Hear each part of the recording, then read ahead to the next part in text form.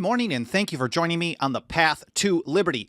It's Wednesday, November 3rd, 2021. And if you regularly watch or listen to this show, you've almost certainly heard me quote James Madison on war being perhaps the greatest threat to what he called the public liberty. It goes, armies and debts and taxes are the known instruments for putting the many under the domination of the few. I quote it so often. I just throw it out there as I'm talking about stuff that I even mentioned it randomly, I think, on Monday's show. And I didn't just do that once. I do it over and over and over. So on this episode, I'm going to go through that part of Madison's quotes, but it's really actually a much longer paragraph that he wrote where he gives 5 reasons in total why war is the greatest threat to the public liberty. So I'm going to go over those 5. And plus there's some really interesting background that involves Alexander Hamilton, of course, and his mercantilist economic program, Thomas Jefferson as Secretary of State,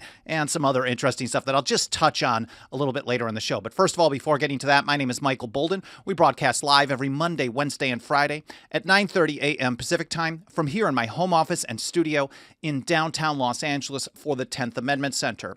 Our show homepage has everything you need to follow this show. It's 10thamendmentcenter.com/path to liberty. It's all spelled out. There you're going to find all the archives for the show for over 3 years now. I guess it's probably getting close to 3.5 years pretty soon. On individual episodes like this one today, I will link to the stuff that I'm referencing. I've got some letters. I've got, for example, a letter from Thomas Jefferson to George Washington. I've got Madison's political observations that I'm going to be citing, plus a couple of articles where we talk about it over at 10thamendmentcenter.com and other stuff. That way you can read and learn more in context on your own time. Also on that show homepage, you can find all the different platforms we're on. Of course, we live stream on the mainstream ones. There's YouTube and Facebook and Twitch and Twitter. But we also, just in case some morning you noticed, where the heck is 10th Amendment Center been? I mean, you should notice the very same day, of course. But if it happens to be a few weeks and you don't know where we are, it's because we no longer exist. We're persona non grata. We don't exist. We're an unperson to the mainstream platform. That could very well happen at some point. So we also live stream on the decentralized, censorship-resistant Odyssey.com. We're also uploading archive videos all over the place. Ben Swan's Sovereign Media is pretty cool. There's Gab TV, Minds, MeWe, BitChute, Brighteon, BitTube, Hyper, wherever we can, Rumble, elsewhere. And then we have the audio-only podcast edition over Apple Podcasts, Spotify, iHeartRadio, TuneIn, Podbean, and everywhere possible. If we need to be a place that we're not, please let me know, either in the comments in the archive or email team@10thamendmentcenter.com. It takes a little while to get a new platform or a new one for us into my workflow, but I just added Sovereign Media and Rumble recently, so it really does help out when you send that feedback. Of course, also on the show homepage, you'll find our membership program where you can put your financial faith behind our work for as little as $2 a month. And I can't thank those of you enough who are pitching in. And if you're not able to, no pressure. We're going to keep pounding this information out no matter what. So I want to say a quick hello to everyone out in the live chat before I get into James Madison. Well, everyone, I appreciate you being here. Let's see if I can scroll through and say hi to some people individually. There's Roy Rogers says, remember to hit the button and share. He says he's number 6, but I guess my chat app wasn't open in time. Cheriton Farmer, Tim Martin, Jack Carter says commented comment. That's awesome. Dixie Strong, Joe Vasquez, Clay Kent, Dwayne, Tyler B. Good to see you. Pamela Young, Liberty Gallon, DFW, Lauren Smith, and everyone else. I apologize if I missed anybody. Let's get right to it. I want to just recite the quote, or at least the part of the quote, because this is a long paragraph that Madison wrote on April 20th, 4/20, 1795. And I will get into why he wrote this in the first place, because it's pretty interesting.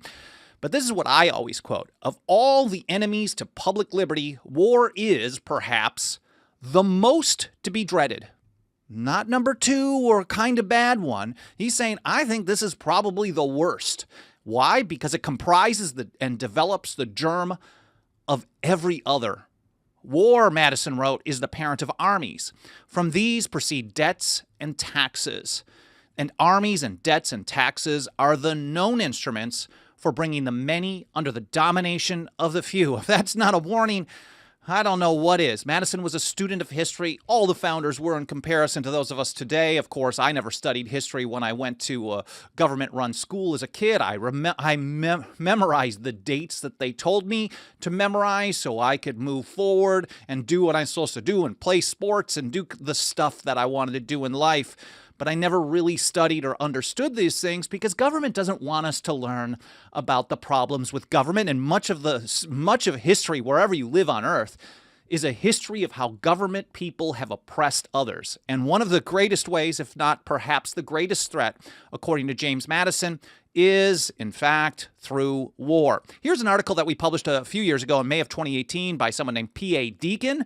P.A. has always done some really good foreign policy work for us. We got to hit him up again to do, or her, I'm not really sure.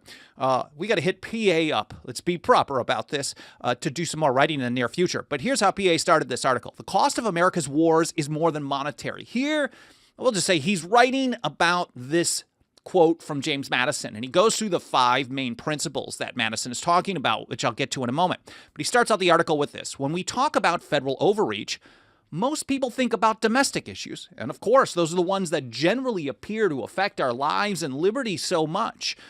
Mandates and requirements and prohibitions on what we can eat or how we can defend ourselves. This is the type of stuff that we generally see firsthand. A lot of times, stuff that we don't see is the stuff behind the scenes that is very oppressive as well, although people are getting more aware of that garbage as well.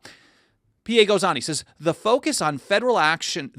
people focus on federal actions related to education, healthcare, social policy, guns, religion, and so on. But federal overreach in the realm of foreign policy is just as dangerous to American liberty, and perhaps more so. I like how he used the word perhaps, because that's how Madison put it as well.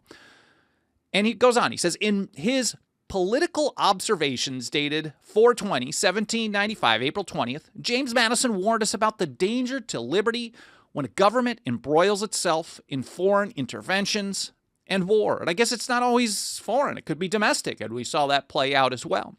It's no different than domestic policy. When the federal government engages in unconstitutional actions abroad, the consequences are a loss of liberty and a larger, more powerful central government at home.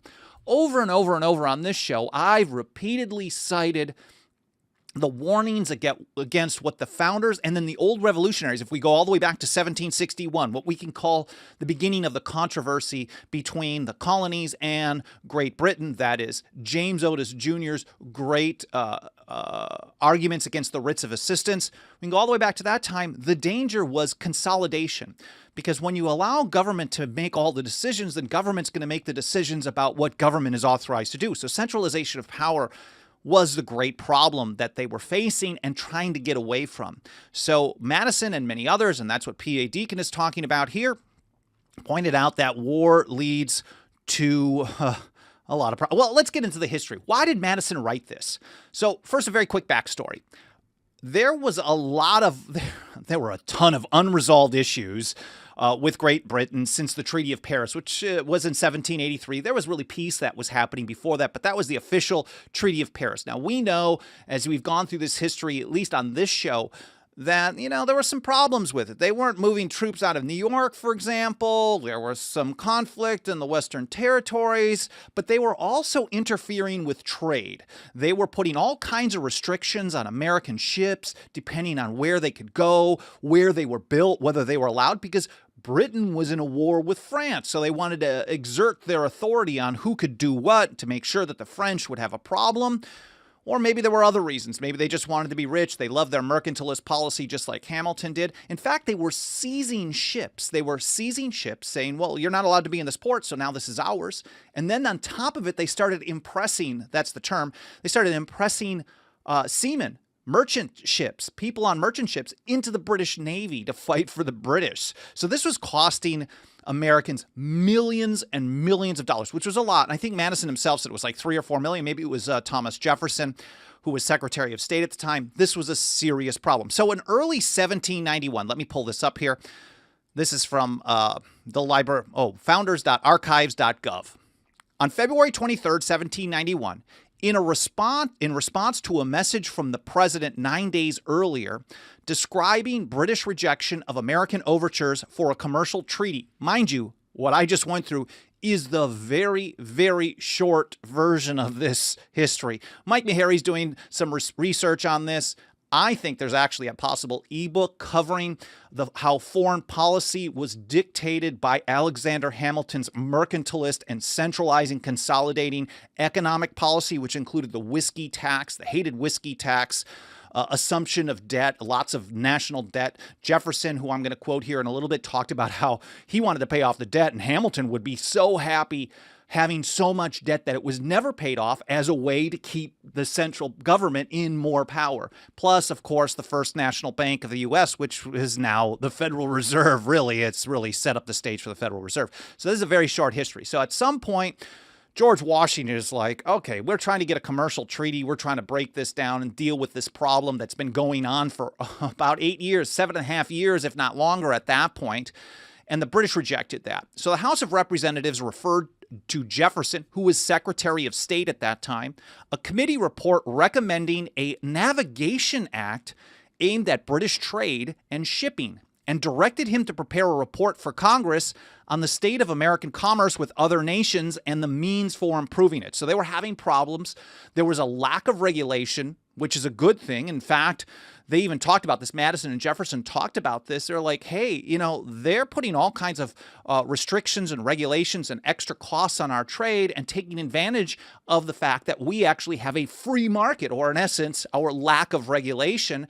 And so then they're getting stuff at higher quality, lower prices, and not having to deal with it. And then we're having to bear the burden of this regulatory interference and the seizing of ships and the like. So George Washington said, hey, we can't get this treaty. And then I think George Washington actually did flip. Hopefully Mike will uncover some interesting history on this, because Washington seemed to be on board with, this is not cool. We can't just let this roll.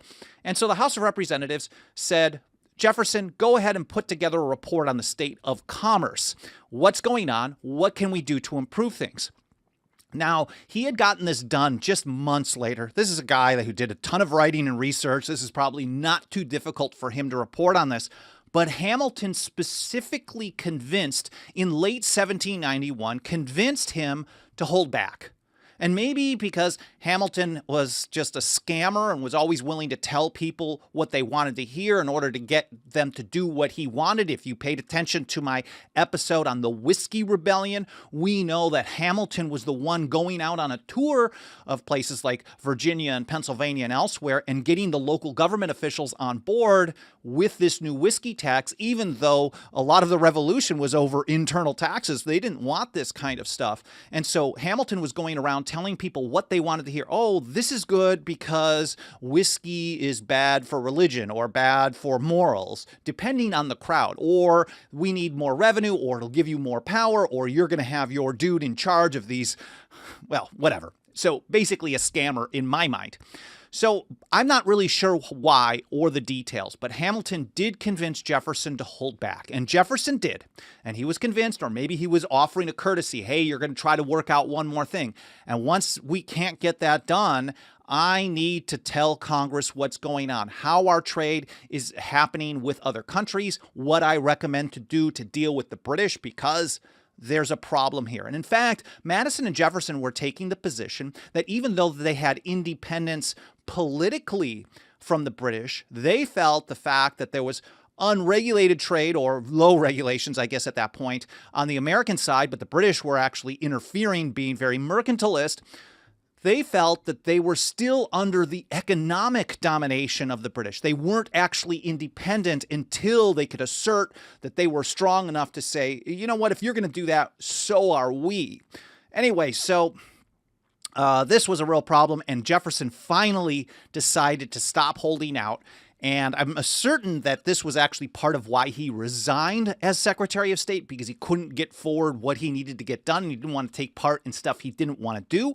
But after 2 years of waiting, he finally did release his report. It had been updated a number of times over the 2 years. He didn't just let it sit stale. But in December of 1793, this was about 2 weeks before he resigned as Secretary of State, And this is his, I've got it up on the screen, from his final state of the Report on Commerce, December 16th, 1793. And he actually had 5 recommendations. He went through this whole process. It's a long thing if you want to read through it. Of course, I will link to it in the show notes. But Jefferson had this long report of what was going on, where the trade was happening, where there were restrictions. They wasn't really calling out problems with specific nations, but saying, hey, when a nation does this to us, we are sovereign, we are independent states, sovereign independent states united in this confederation. We got to do stuff to deal with our own independence here. But these are the principles, general principles that he recommended in foreign policy when dealing with these types of trade restrictions from foreign countries. He said, 1, where a nation imposes high duties on our productions or prohibits them altogether, it may be proper for us to do the same by theirs. 2, where a nation refuses permission to our merchants and factors to reside within certain parts of their dominions, we may, if it should be thought expedient, refuse residence to theirs in any and every part of ours. 3, where a nation refuses to receive in our vessels any productions but our own. So their vessels were used to transport product, and they made a living transporting product, whether it was an American product or something else. This is a shipping company. We may refuse to receive in theirs anything but their own production, knowing full well that the British were really reliant on imports. 4, where a nation refuses to consider any vessel ours which had not been built within our territories, we should refuse to consider as theirs. So they would say, okay, well, this wasn't built in the American land. This wasn't built in the United States, so therefore it's not a United States ship. We can seize it, no problem, too bad. And number 5, where a nation refuses to our vessels the carriage of even our own productions to certain countries under their domination, we might refuse to theirs of every description the carriage of the same production to the same countries. So this was Jefferson outlining a policy of strict reciprocity in which high duties from Britain or whoever could be, and he was saying perhaps we might. He didn't say it had to be. We have to consider. Of course, we know Jefferson was a good strategist. He recognized that you want to outline your general principles. He did this in the Kentucky Resolutions of 1798 years later against the Adams administration and the hated Alien and Sedition Acts. He told James Madison, let's outline our principles, but we can hold the line and push as far as events will render prudent. He's taking the same approach here as Secretary of State. Very consistent dude. Whether you like his recommendations or not is another thing. But he's saying maybe we can do this. Strict reciprocity. The goal was to free and open up the trade from these impediments. That's what they felt would happen, is if the trade it was a kind of a tit for tat, a reciprocity, then it would cost them more and would get them to back down, because they felt, the Jeffersonians, the Madisonians, they felt that the British were so embroiled with the French, they couldn't risk any further conflict. They'd have to back down. So Jefferson actually finally introduced that. He had a follow-up report on December 30th that didn't add a lot, in my opinion. But then on January 3rd, 1794, again from founders.archives.gov, 3 days after Jefferson retired from office, James Madison launched the Republican drive to implement the report's legislative recommendations by submitting 8 resolutions to the House. James Madison was in the House of Representatives. We think of him as the president, the founder of the Constitution. But he was just in the House of Representatives. He was obviously probably the big dog there. His team, his party, I guess if we want to call it at the time, did not control the Senate. So there was some timing involved, I think, with Jefferson as well there in the Third Congress. I think he felt he could get it to move out of the House and maybe build pressure on the Senate. So Madison tried this, and led by Madison, the House majority argued that the resolutions would improve the terms of American trade with Britain and other countries, end the corruption of American government and society caused by undue British economic influence. We hear the charge so many times from the other side that the Jeffersonians, the Madisonians, were under undue influence of the French. There was a propaganda war going here. Their goal, really, their stated public goal, was the fact that they felt they were under control economically of the British just years after the Treaty of Paris. This war, long bloody war, and they're going to still be under domination economically of this empire? No, they didn't want that. So their goal, I think, was actually very good. I'm not certain. I haven't really put enough thought in if I think this was a good policy choice, but this was their effort. So they didn't want to have this undue influence, and they wanted to help resolve Anglo-American diplomatic differences and strengthen American relations with the French sister republics. So the Federalists did not like this. The Federalists being the Hamiltonian Party, Adams, George Washington, and the like, they didn't like this. Hamilton himself, who his whole economic program, which included, of course, lots of debt, assuming state debts, the whiskey tax, the First National Bank, anything that would interfere with revenue coming into the general government's coffers, the federal government, whatever you want to call it, to Hamilton, it absolutely needed to be opposed. So this type of thing, saying, well, we're going to raise the costs, add some tariffs or some higher customs on British shipping and the like, this would reduce the import fees. This would reduce, they felt that it would reduce the amount of money coming to the central government, and Hamilton was not into it. Hamilton claimed that Jefferson didn't even want to pay the debt, and Jefferson was like, man, you got to be kidding me. Here he is in a letter to George Washington a little while in between the original report and when he finally released it, September of 1792. And he says, my whole correspondence while in France, and every word, letter, and act on the subject since my return, prove that no man is more ardently intent to see the public debt soon and sacredly paid off than I am. And if we know what happened when Jefferson actually was in office as the president, he certainly did reduce the debt. We can use him as a case study that even in times where some parts of government was still expanding, he was cutting down offices, reducing taxes, bragging about it because he told the people, this is what you brought me in for. This is what I did. Here we are into our second term. So they absolutely did that. Jefferson was steadfast in going for a reduction of the debt. And here he is having to defend himself against Hamilton, who's making these crazy claims in order to, and I'm going to be slanted here, Hamilton is trying to push his way. This exactly marks the difference between Colonel Hamilton's views and mine, said Jefferson, that I would wish the debt paid tomorrow. He wishes it never to be paid, but always to be a thing wherewith to corrupt and manage the legislature. So Jefferson believed, and maybe he was going over the top too. Jefferson had a flair for the dramatic in his writing. But he's saying, I would have this paid off tomorrow. Hamilton wants to have debt all the time. And by having all kinds of debt, then the central executive power can actually push the legislature around a little bit more and aggrandize themselves. I'm getting a lot of history here. So anyways, they were attacked. And during the time where they were considering this in the House, and remember, it was a close majority for Madison's team, the British had seized 250 ships. 250. And so people were really alarmed by the warning from the Hamiltonians that there was going to be another war with Britain. And of course, we know there ended up being another one in 1812. I think this all built up over time. There certainly was an ongoing problem. The British were not ready to give up.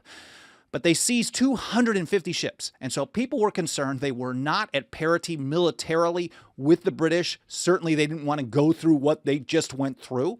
And there were attacks from the Hamiltonians that said, look, Madison and Jefferson and what they're proposing will lead us to war with the British. See what's already happening. They're getting rumblings of what we're trying to do, and look what's going to happen. Madison introduced his resolutions at the beginning of 1794. From early 1794 through April or so, they seized a bunch of ships. The British are ready to attack. We are not ready for this kind of thing. Back down. So Madison decides to write, he wrote a response, and I'm pretty certain it was anonymous, about what the goals were, why they were trying to do it. And he took on this part about the fact that the Madison and Jeffersonian faction, we'll call it, wanted war as absurd. And here's how he put it. He says, of all the enemies to public liberty, of course, war is perhaps the most to be dreaded because it comprises and develops the germ of every other. And that is so important. War leads to everything. So those of us who were proposing this, we were absolutely against the idea of developing a war because we think it's the worst threat to liberty. That is not our goal. And the fact that Madison was having to defend this is pretty wild. Here from P.A. Deacon, he says, for example, studying the history of World War I and its aftermath reveals the terrible consequences that led to World War II. Those of you who have not studied that history, that might sound weird, but it was a bad policies of World War I that led to the rise of what happened in World War II. So it's a domino effect. One thing leads to another. So the first problem for Madison of why war was a great threat to the public liberty is that war begets more war. Deacon goes on and says, the international order after World War II then led to the Cold War. The Cold War then led to dozens of smaller wars around the world. American involvement in the Middle East during the Cold War gave bin Laden a pretext, an excuse that he could tell his people to attack the United States in 2001. The war the U.S. initiated in Afghanistan after 9/11 led to a series of other wars in Iraq, Libya, Syria, Yemen, and about a dozen other countries in the Middle East and Africa. All of them, PA writes, are connected. When you open the door to one foreign intervention, it will likely lead to others. This is one of the primary reasons the founding generation didn't want a single individual making decisions about war. Madison himself, I'm not going to get into it, but Madison himself reiterated that view later on in this political observations paper. So number one is war begets war. Number two to Madison is war leads people to being taxed to death. War is the parent of armies, he says. From these proceed debts and taxes, and armies and debts and taxes are the known instruments for bringing the many under the domination of the few. That pretty much speaks for itself, but here's how Mike Meharry put it in another article that I will link to in the show notes. Taxation not only steals our wealth, it limits our freedom. Access to fewer resources shrinks the number of options available to us. The more the government takes from us, the more limited our options become. And if you think of the layers of bureaucracy, a lot of times, and I was reading a Cato Institute study about all these kind of social programs. They were saying we shouldn't even be funding this in the first place. But their argument was, if you're going to do it, why would you have the federal government do it when the states, the money is being taken from the people, taken from the states, the people of the states, go to the federal government. It goes through a federal bureaucracy. A lot of it gets reduced. So if you take $100, you probably have $50 left. That money gets sent back to the states, and then the states have their own bureaucracy, and the amount that's actually spent on the project is very, very little. And that's a good reason to say they shouldn't be doing it in the first place. But the idea of first taking it and then sending it to D.C. and just kind of funding the machine is nuts. Mike goes on, he says, according to the Cost of War project by Watson Institute at Brown University, the U.S., this is just in the war in Afghanistan, spent approximately so far $2.26 trillion in the war in Afghanistan. And a lot of people think that's over, but they're still doing, they're basing very close by, and I think they're doing some air sorties or some kind of stuff. They're doing stuff over there. And of course, a lot of the cost of the war is the cost of the care post-war. All the social programs that need to go in there for the people who were there. I mean, you can't just leave them, abandon them after they've risked their lives. That would just be so evil. But that's how it kind of feeds itself. So $2.26 trillion, that's going to go up. That comes, Mike says, to $300 million spent every single day over the span of 2 decades. $300 million. And of course, Hamilton's First National Bank, which shut down, went to the second one, shut down. Now we have the Federal Reserve, another national bank. Prints money, devalues our purchasing power, this deadly inflation tax that they're thrusting on all of us. The more that inflation isn't the rise of prices. Inflation is an increase in the money supply. An increase in the money supply leads to higher prices for all of us. But when they increase the money supply, it's the people, the contractors, the ones who work close to government who get the money first before it causes a rise in prices. So once it trickles, this is trickled down in the worst way. It trickles down to us. By the time we get that money that goes into the circulation, into the system, it has less purchasing power. So they are ripping us off, and they have been for a long time. So number 2 is tax to death. Number 3, more power to the politicians. It creates more government power, and in essence, really more centralized power. Here's how Madison put it. In War II, the discretionary power of the executive is extended. Its influence in dealing out offices, honors, and emoluments is multiplied, and all the means of seducing the minds are added to those of subduing the force of the people. So Madison knew it doesn't matter if you have a really well-written document. He himself, in Federalist 48, a little bit, I guess, 7 years earlier when he wrote that, In Federalist 48, he pointed out that mere parchment barriers would not stop the consolidation of all the federal departments into one. It would not stop a centralization of power. And he was a student of history. He knew that war would always lead people to look to the executive, the leader, to protect the nation. And once you do that, you expand the power. Once the war is over, that power doesn't go back. The executive power still has more authority. And we see this today. The most powerful executive, smart, dumb, it doesn't matter who they are. They have way too much power all the time. So Madison warned about that. And here's how PA put it. Is there any question that the power of the president has increased since America went to war in Afghanistan in 2001, October 2001? And it certainly has increased since 1861, 1865, since 1812 with Madison himself. So this is a warning about how power corrupts, no matter who's in there. You can't trust these people. The president, Deacon writes, is asked to do more during war. Government agents and agents of the government argue that he needs more power to make unilateral decisions. Of course, we heard one president say he's the decider. Another one says, okay, I would go to Congress for an authorization before hitting Libya or Syria, but I don't need to. And the next one says, I don't need to. In fact, I will never do it. That encroaches upon the president. They never, ever, ever do that. So number 3 is power to the politicians.